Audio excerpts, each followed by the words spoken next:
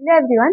तो आज हम टाइप्स ऑफ अकाउंट्स के बारे में जानेंगे, यानी कि अकाउंट्स कितने प्रकार के होते हैं। ठीक, तो अकाउंट्स तीन प्रकार के होते हैं। ठीक है, personal account, real account and nominal account. ठीक, तो पर्सनल अकाउंट की बात करते हैं।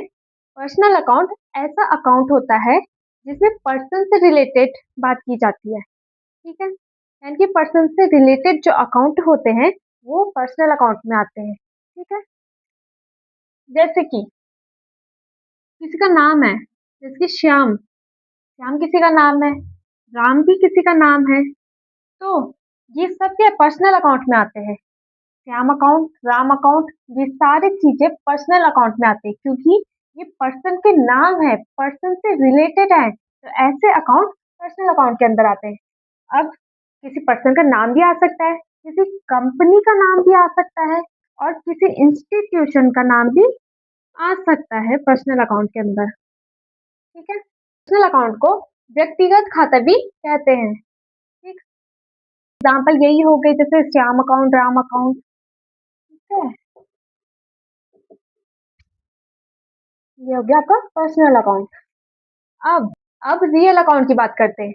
रियल अकाउंट को हिंदी में वास्तविक खाता के नाम से भी जाना जाता है, यानी कि ये अकाउंट मनी से रिलेटेड करते हैं। ठीक है, या फिर कोई प्रॉपर्टी, एसेट होगी तो वो रियल अकाउंट के अंदर आते हैं। ठीक है, जैसे कि कैश अकाउंट।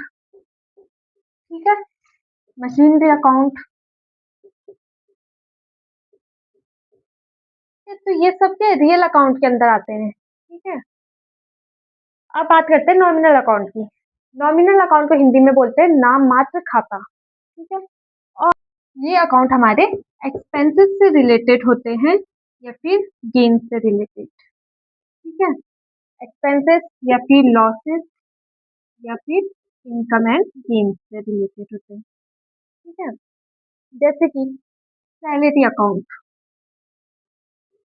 ठीक है, ये सब क्या नॉमिनल अकाउंट में आते हैं। सैलरी अगर हमने किसी को पे करी है, सैलरी पेड करी है किसी को, तो ये क्या हमारे लिए सिर्फ एक एक्सपेंस हो गया। ठीक है, तो ये आएगा नॉमिनल अकाउंट के अंदर। ठीक है, अगर हमें डिस्काउंट रिसीव्ड होता है, रिसीव्ड होता है, अगर हमें डिस्काउंट मिलता है तो वो हमारे लिए क्या है, गेन हो गया। ठीक है, इससे वो भी नॉमिनल अकाउंट के अंदर आता है। ठीक है, तो आई होप आपको समझ आया होगा कि कितने प्रकार के अकाउंट हैं। ठीक है, पर्सनल अकाउंट में पर्सन से रिलेटेड जो भी अकाउंट होते हैं वो पर्सनल अकाउंट के अंदर आते हैं। ठीक है, रियल अकाउंट के अंदर हमारे एसेट से रिलेटेड, एसेट एंड प्रॉपर्टी से रिलेटेड जितने भी अकाउंट होते हैं वो रियल अकाउंट के अंदर आते हैं। ठीक है, और नॉमिनल अकाउंट के अंदर जो भी हमारे एक्सपेंसेस और लॉसेस हैं और इनकम एंड गेन्स हैं वो हमारे नॉमिनल अकाउंट के अंदर आते हैं। ठीक है, जैसे कि हमने किसी को सैलरी पे करी है तो हमारे लिए क्या ये एक्सपेंस हो गया। ठीक है,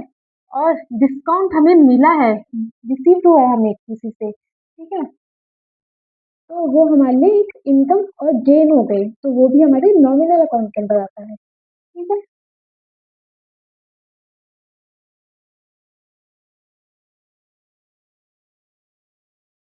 नेक्स्ट वीडियो में मैं आपको गोल्डन रूल्स ऑफ अकाउंटिंग के बारे में सिखाऊंगी।